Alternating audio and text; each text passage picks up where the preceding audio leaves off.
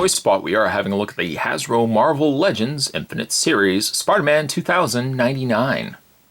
The Hobgoblin wave of Marvel Legends comes a newer release of Spider-Man 2099. Gotten a couple of Spider-Man 2099s in before. Of course, probably the more notable one was the Spider-Man Classics repaint. That was, of course, Spider-Man 2099.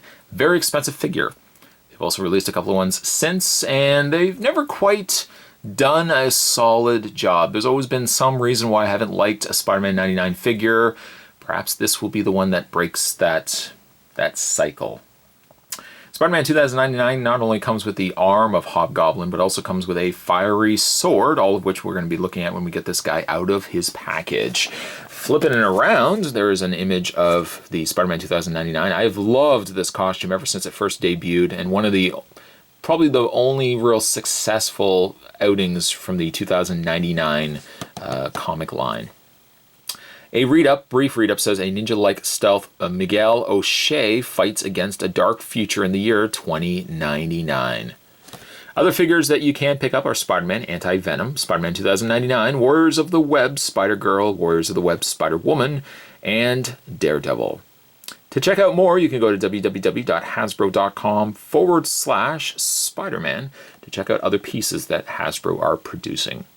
Spot's going to take a break and get this opened up. When we come back, we're going to get a better look at Spider-Man 2099. There's more on your way, guys. Don't go anywhere. Stay tuned. Of course, before we have a look at Spider-Man 99, let's have a look at the arm that comes with him. One of the two arms required to build Hobgoblin. There's not really much to be said for it. It's an orange arm with a little bit of gray in the lower, from basically like the band of his bicep down. Open fingers at the bottom there. I can't really sell this as much as I could try to sell it, but how well am I going to sell just an arm? In order to do that, let's thumbsies go in. Let's peg him into the socket. A little bit harder, actually. There we go. Get him into the socket of the torso for Hobgoblin. And there he is right there. Not bad. Again, you know what? Here's the thing. I'm going to try to be very optimistic about this particular figure, but I think what's not doing for me right from day one is the design of Hobgoblin. I'll probably touch more base on that when we get this guy completely put together, but to me, just I could look at Spider-Man Classics Hobgoblin all day long and like that figure. I don't know, I'm just comparing him, and I probably shouldn't be doing that. I got to give him a fair shake. Anyways, he is now, well, he's an arm and a head away from being completed. I'll reserve my judgment then. We'll just put him to the side. Oh, and also, too, he does come with his sword. Now, I mean, he could be swinging this at you. He's not going to see anything because he's got no head, but there you go. That's what he looks like so far. Spider-Man 2099 isn't any slouch when it comes to his own accessories. He does come with one. He comes with this translucent web. Other previous released Spider-Man 99 figures have come with either this being plastic. The original Spider-Man Classics would have had this in more like a felt material. I think plastic works a bit better. Sometimes mixing mediums doesn't always work. I mean, Star Wars figures have been doing it since the beginning of time, where they've put fabric capes on it. It always seems to work better, I think, than just giving them plastic capes. Plastic cape, I think, works better here on Spider-Man 99 than fabric. That's just my preference. You may not agree, but that's just my preference. You could also kind of move it to the side. One beauty of it being on a peg is that you can just rotate it to your heart's content. You can kind of look like, you know, you could be on a perch or something like that with the cape kind of, I say web cape, but you know, the web blowing like that. One consistency with a lot of these releases, Spider-Man 2099 tends to usually be metallic in color, and this one is no exception.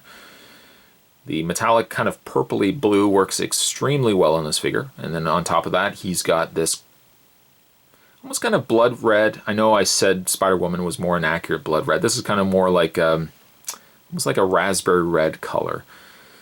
It's pretty solid. There are areas like around the bicep area and more importantly around the torso where it looks like there's that little bit of bleed through where it hasn't been applied strong enough, but still it's a successful look. The face is always something I've been a fan of. I loved the face of Spider-Man 2099. Has that Spider-Man look, but then very different still on top of that. He's also got these little shards, these little blades sticking out from his arms. Very similar to like a Batman. I know, Marvel, DC. I really like the figure. Now, he's slender. But if you bring in, say, the likes of Spider-Man, hey, you want some pizza? The Spider-Man that we had a look at, it's using the same body. You see that? Same body, right down to the shoulder area. The only thing that's different is the head. They just tooled the head a little bit different. It's not that they took the head and just painted it, because this section right here is raised from the rest of the face. But I'm okay with that. You want to reuse a mold and it means we get a figure that maybe we might not have gotten before. I'm okay with that. In the way of his articulation, because again, we've already looked at Spider-Man. Spider-Man 2099 would be the exact same. Nice ball joint in the head, which also rotates up and down. He has that shoulder crunch. As you can see, crunches forward, crunches back. When you start separating the blades out a little further too is when you start seeing some extra details that were hidden when the arms were brought forward.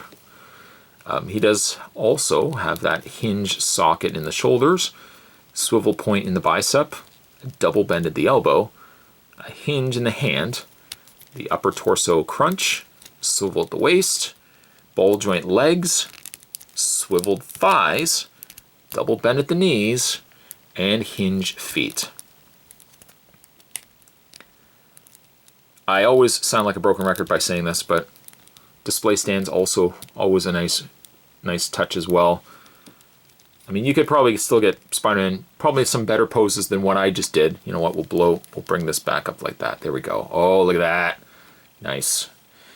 This could probably be my favorite, not only my favorite Spider-Man 2099 figure, but this could also be my favorite figure from this series. I loved the Spider-Man with the interchangeable head, but always had a soft spot for Spider-Man 2099. If you could do yourself a favor, maybe building Hobgoblin is not one of your biggest concerns in life and you only want to pick up one figure, I would say pick this figure up. That's my honest opinion.